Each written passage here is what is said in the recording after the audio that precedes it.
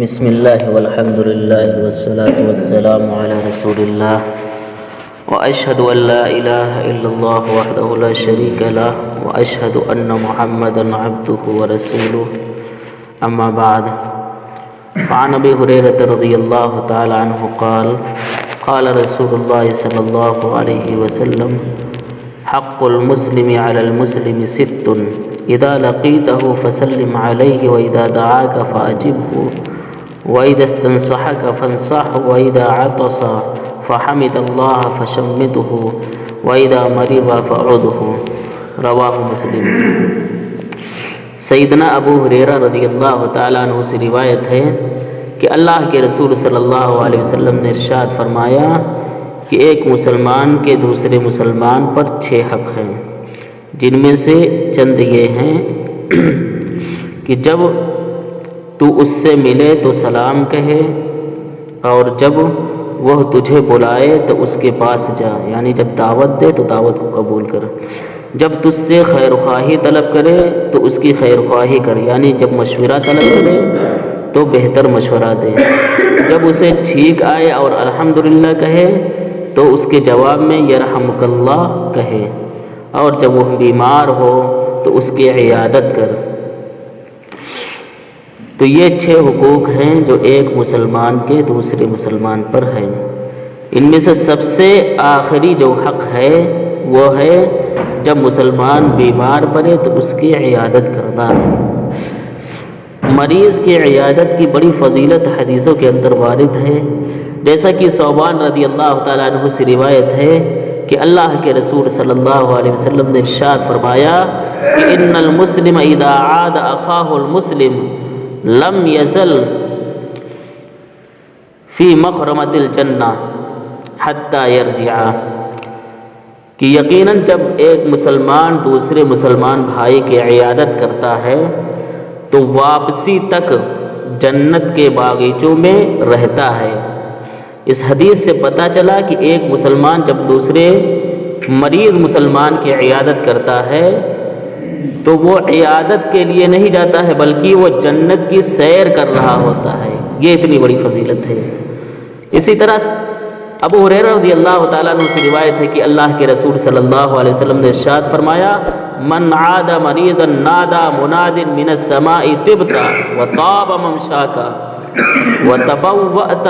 من الجنة منزلا،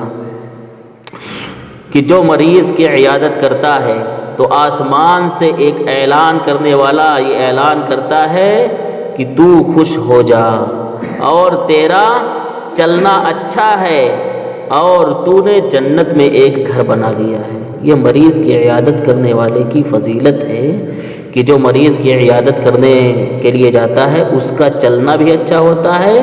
اور اس کو خوشخبری بھی دی جاتی ہے کہ تم خوب اچھے سے رہو، خوب اچھے سے چلو اور تم نے جنت میں ایک گھر بنا لیا۔ اسی طرح سیدنا علی رضی اللہ تعالیٰ عنہ سے روایت ہے کہ اللہ کے رسول صلی اللہ علیہ وسلم نے ارشاد فرمایا ما من مسلم یعود مسلما غدوۃ الا صلی علیہ 70,000 ملک حتی یمسی، کہ جب کوئی مسلمان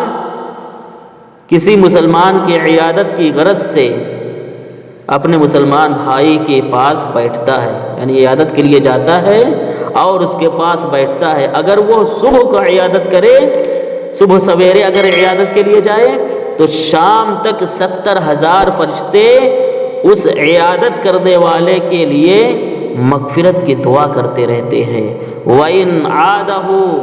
عَشِيَّةً إِلَّا صَلَّى عَلَيْهِ 70,000 مَلَكٍ حَتَّى يُصْبِحَ وَكَانَ لَهُ خَرِيفٌ فِي الْجَنَّةِ، اور اگر شام کو عیادت کرے،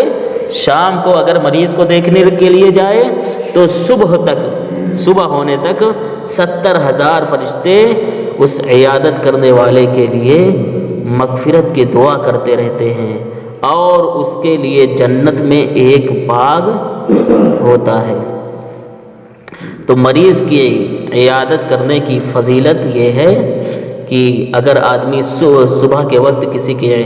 دیکھنے کے لیے جاتا ہے، کسی بیمار کی حال چال لینے کے لیے جاتا ہے تو شام تک 70,000 فرشتے اس کے لیے مغفرت کی، اس کی بخشش کے لیے، اس کے گناہوں کی معافی کے لیے دعا کرتے رہتے ہیں۔ اور شام کو اگر جاتا ہے تو صبح ہونے تک 70,000 فرشتے اس کے لیے مغفرت کی، گناہوں کی معافی کی دعا کرتے رہتے ہیں۔ اور جنت میں ایسے شخص کے لیے جو عیادت کرنے کے لیے جاتا ہے اس کے لیے ایک گھر ہوگا۔ اس لیے ہمیں چاہیے کہ جو فضیلت والے کام ہیں ان کو ہم ہرگز نہ چھوڑیں، اور یہ ایک مسلمان کا دوسرے مسلمان پر حق بھی ہے، یعنی ایک مسلمان پر فرض ہے کہ وہ اپنے مسلمان بھائی کی جب وہ بیمار پڑے تو عیادت کرنے کے لیے جائے، اس کے حال چال پوچھنے کے لیے جائے۔ اللہ رب العالمین سے میری دعا ہے کہ العالمین ہم تمام لوگوں کو جو اچھے کام ہیں، جو درست کام ہیں، اور جو ایک دوسرے کے حقوق ہیں ان کو